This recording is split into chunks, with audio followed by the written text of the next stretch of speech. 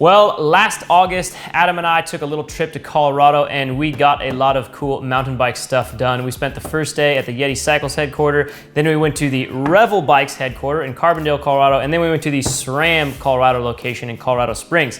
While we were out at the Revel headquarters, we got a lot of bike nerdage stuff done. We got to spend time with Adam Miller and Jeremiah Starkey, the two co-owners of Revel Bikes, and we also got to hang out with Chris Canfield, who is one of the brilliant engineers behind the design, one of the Canfield brothers himself. We got to go out there, ride the bikes on the trail, talk to the engineers about these things, and really kind of dive into the super nerdy details of what CBF, the Canfield Balance Formula, is. Revel is a newer brand. If you didn't know, they launched just March of this year, and they came in swimming with absolutely phenomenal bikes that kind of just go par for par with the best super bikes out there. I've said that line before, but it's true. I really like these things. It's been killer to have them in our stores. This is my personal bike that I've been riding and did a little dream build on and absolutely love. So yeah, check out some footage. This is us out there talking to those guys and really just diving deep into the super nerdy stuff all about the suspension platform and what really makes it unique, right? Because when a new brand shows up, a lot of the times they kind of have this like off-the-shelf 4-bar typical, almost, I won't say generic, but like pretty basic suspension platform. Revel doesn't. They have something unique that's patented, that's CBF, and that's what we dive into with those guys. So check it out.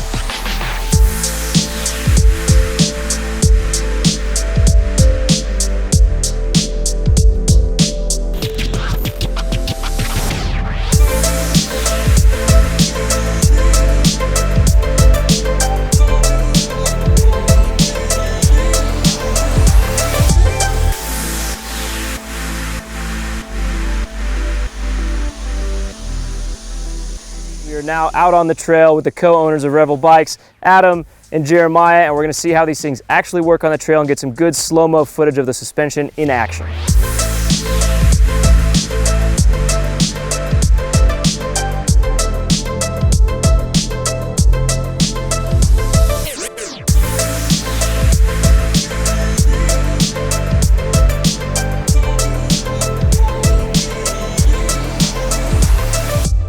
So, Jeremiah, we just rode up a nice technical section with some good rock ledges. These things definitely climb amazing. It's incredible like how it doesn't want to get hung up, how it pushes you forward. Talk to me in the engineering sense, like how does that anti-squat work and how does that, you know, give me the engineer terms. Yeah, so the biggest thing is with the CBF suspension platform that the chain is always perpendicular to the axle travel.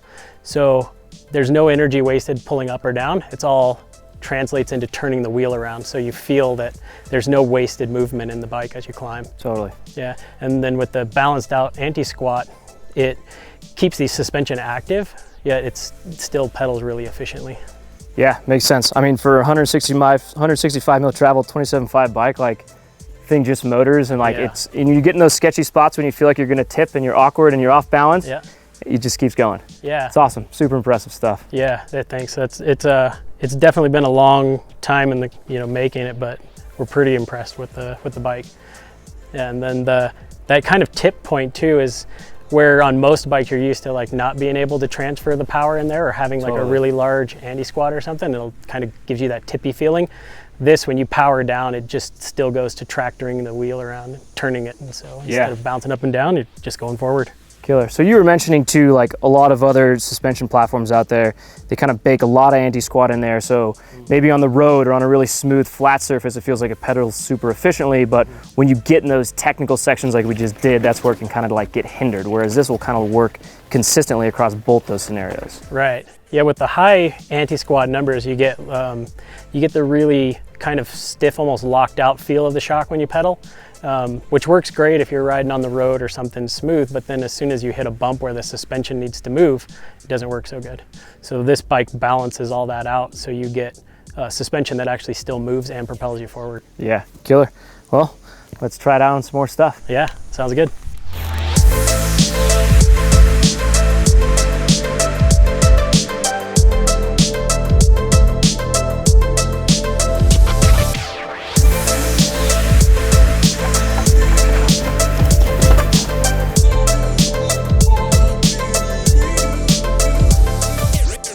So we just rode a ton of uphill, a ton of downhill, a bunch of gnarly chunks, some epic riding out here in Carbondale. I think my biggest takeaway on these bikes is like the overall consistency of the performance uphill and downhill. Technical climbing kicks ass, flat high speed, just pedaling is awesome, and downhill just chunk is killer. So we already talked about climbing. Yep. What makes these things shine on downhill that well?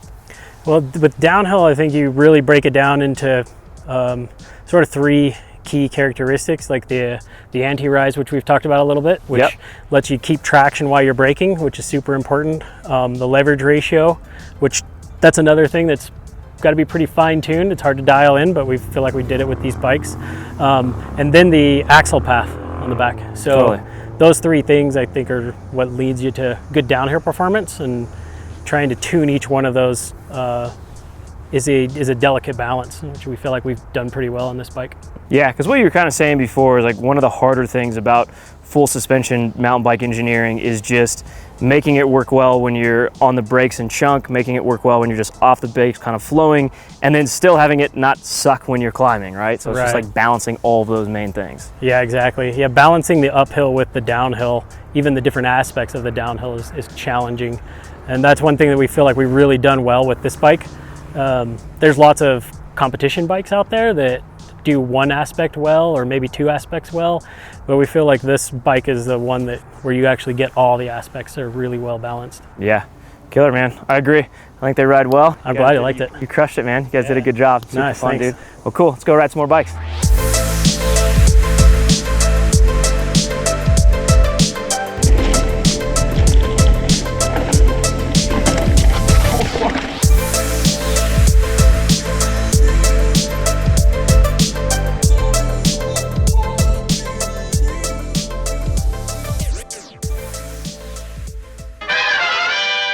If that wasn't enough for you, we have more. So now the next thing that's coming up, we're back at their headquarters, and I pinged Jeremiah with even more questions, and then I hit Chris Canfield with a whole bunch of questions, and he dives more deep into the details of how this stuff works, how he developed it with his brother over time, and all the even more bike nerd stuff into it. So check it out.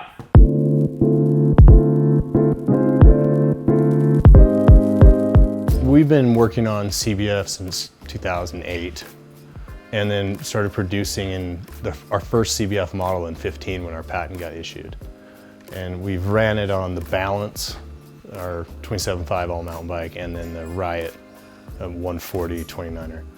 And in 2016, Adam found us at Interbike through a few colleagues of ours and got to ride the bike. And he was shopping for a suspension design and was like, just a couple hundred yards, comes back and he's like, would you license this for us? I was like, yeah, we'd love to have the marketing to spread this, and we're not gonna build everyone's version of a CBF that's what they want. You know, we weren't doing carbon at the time. And so we started working with him in 2016 to set up his bikes. And so since then we've done his Rail, the Rascal, and a new one that I can't talk about.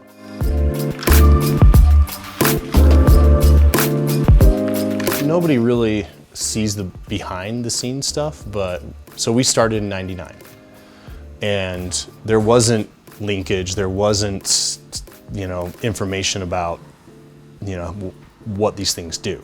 We were guessing in the dark, shooting like off the hip on our first few models, like the big fat fatty fat and the fatty fat. And until this suspension program came out that just dissected stuff, and then that just turned me loose. I got my little ADD, can't sleep brain going nuts, going, sweet. Now I have like a suspension program to analyze everything that's supposed to be happening in this computer model, and then what's happening in real life and what I'm feeling versus what the computer says, and then what my models are doing versus what the other bikes are doing.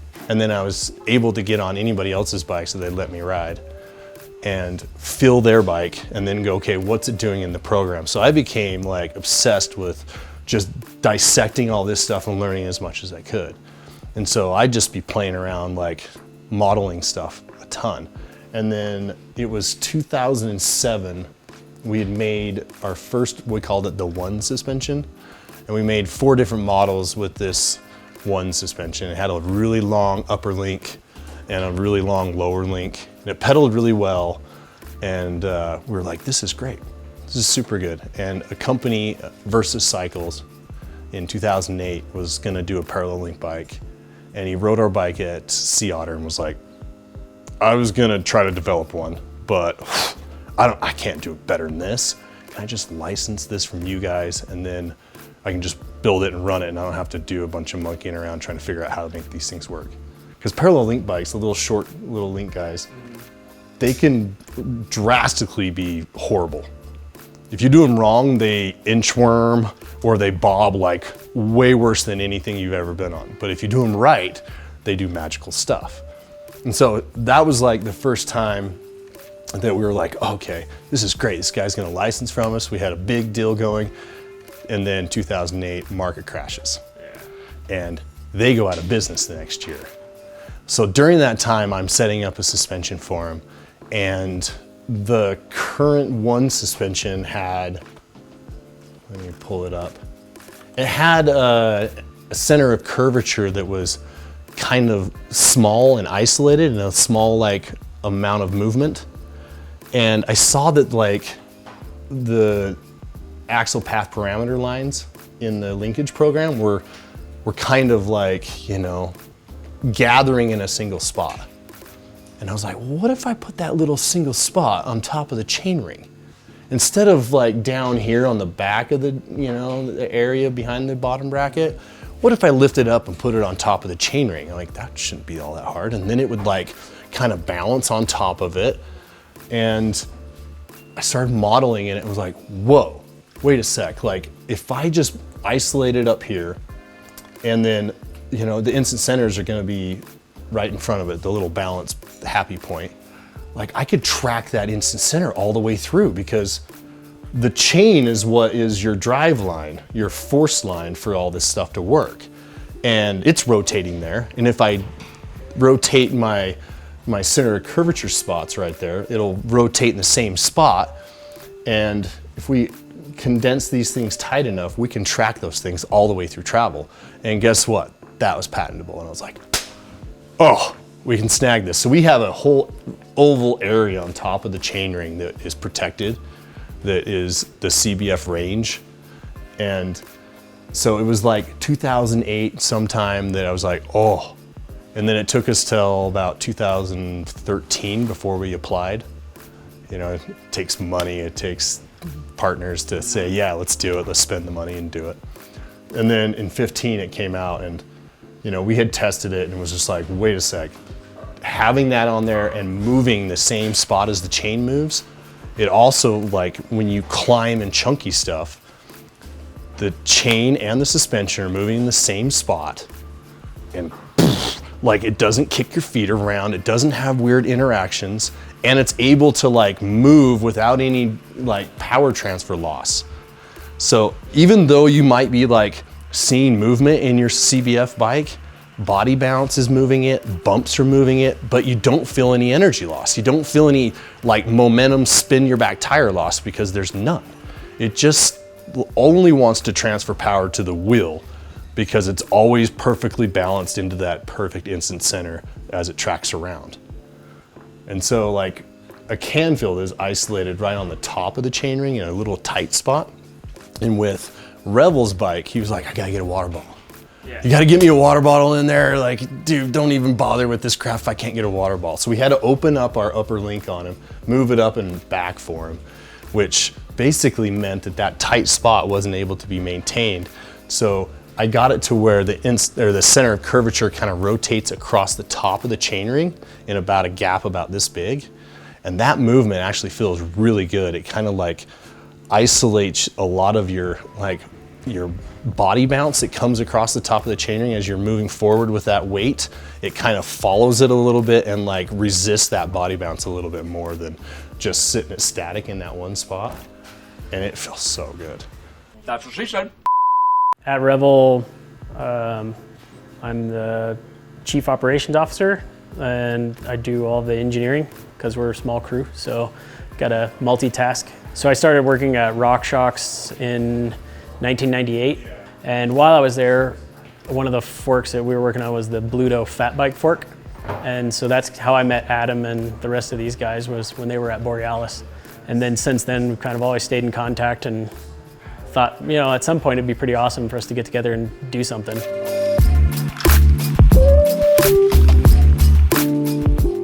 Adam told me about it, that he wrote it at around 2015. I think he was at Interbike in Tahoe, I think it was at the time. And he's like, man, it's amazing. He's like, we should definitely license it. And I'd never ridden a Canfield, anything with CBF at that point. But I knew a bunch of people that I trusted that are pretty good riders that knew what was going on, that they all liked it. So it's like, well, seems like a good idea. So we got some rides on it and started working on laying out the suspension design for what we were gonna do with Revel bikes. Chris Canfield came up with kinematics that fell into the CBF platform, and we kind of went back and forth, you know, minor tweaks and stuff like that to get it exactly what we wanted, and a bunch of prototyping and behind the scenes work to finally get something that we were pretty happy with.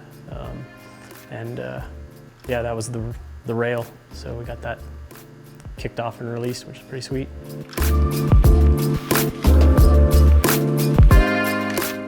The CBF is really, I think it's mostly focused around pedaling, is where you notice the things you're gonna notice on the trail is coming with pedaling.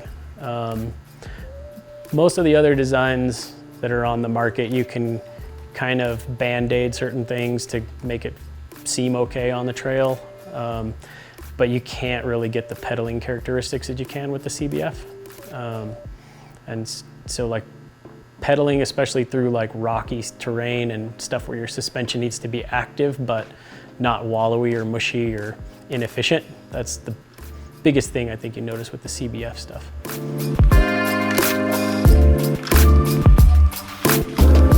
The particulars with our bike that I think are a lot better, they're not necessarily related to CBF, but the anti-rise and the anti-squat that we've zeroed in using the CBF design and the layout it's better than anything else that I've ridden out in the market right now.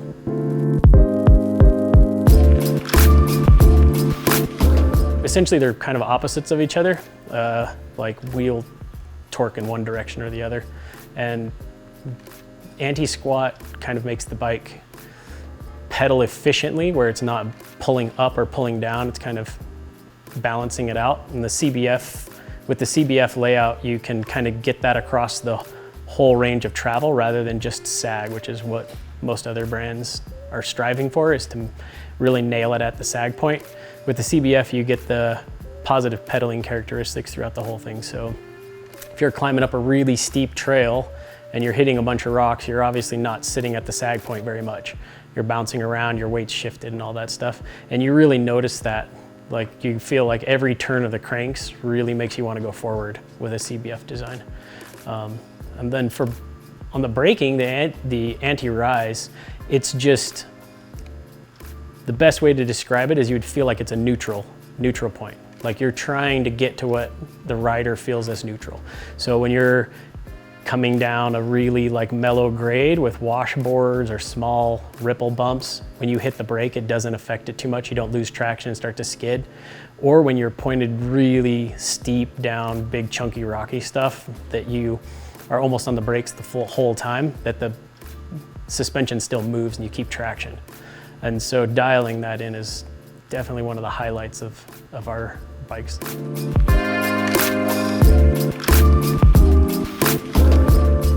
So an anti-squat is the chain pull forces against the suspension, and an anti-rise is the braking forces against the suspension. And so they're kind of opposite, but you always want them to be, the forces to be in balance. Is what you'll notice is, you know, when you pedal, the bike goes forward, it doesn't go up, it doesn't go down, it goes forward. That'd be like the anti-squat. And then in the anti-rise, it's kind of the same thing. When you hit the rear brake, it doesn't pitch you over the bars and it doesn't squat down in the travel and the suspension gets stiff and you lose traction. Braking really comes down to the traction and then feeling like you're not being shoved one way or another.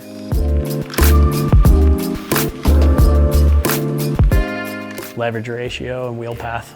Yeah. And those are kind of things, the leverage ratio and the wheel path, you can kind of set those up with any design. Yeah. Like you can get to that. And one thing that is, you know, going to be unique to our bikes is what we think leverage ratio and wheel path should be. And that definitely plays into that feeling of straight line rocky, smashing through stuff or hitting jumps, or even just the ripple bumps, you know, or washboard type small hits.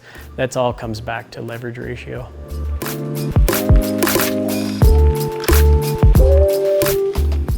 Leverage ratio is best described as the mechanical advantage of the travel in the axle versus the travel in the shock.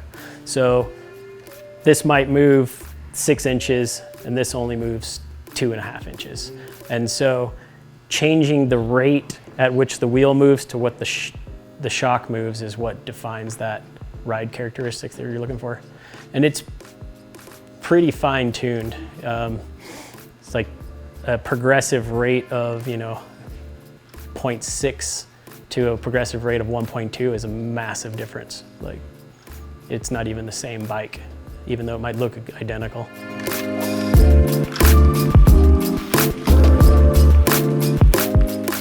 Our bikes have a slightly rearward axle path through the first half of the travel, and then back to forward axle path in the second half of the travel.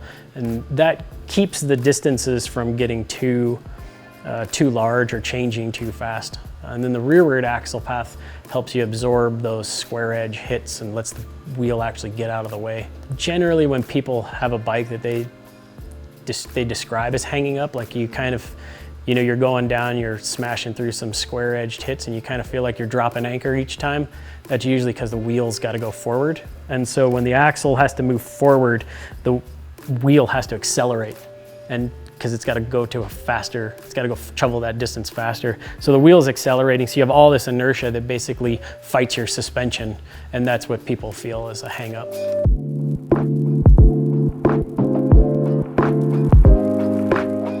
I think the number one defining characteristic is that it's a versatile enough design that you can really tune it in to where you want. And the biggest thing you're going to notice is the pedaling efficiency. And it's a design that you could make it a really cross-country type bike if you wanted, or you could make it a very much downhill specific type suspension. But with the other designs that are out there, you're kind of focusing in on maybe one part of the travel, where with the CBF you can get those characteristics through the full range of travel. Yeah, the CBF platform as a holistic approach is got less compromises than the other designs that are available out there right now, both climbing and descending. If you are still around and watched all of that, thank you very much. That is a lot of very deep and rich bike nerdage and engineering stuff. Hope you liked it. Again, Revel has been doing some absolutely amazing things, and these bikes ride as good as we talk about and theorize and discuss in this whole video and some of our other videos about Revel. So thanks again for watching. Hit that subscribe button. Don't hesitate to ever reach out to us about Revel bikes. And if you want to ride one, come by one of our locations.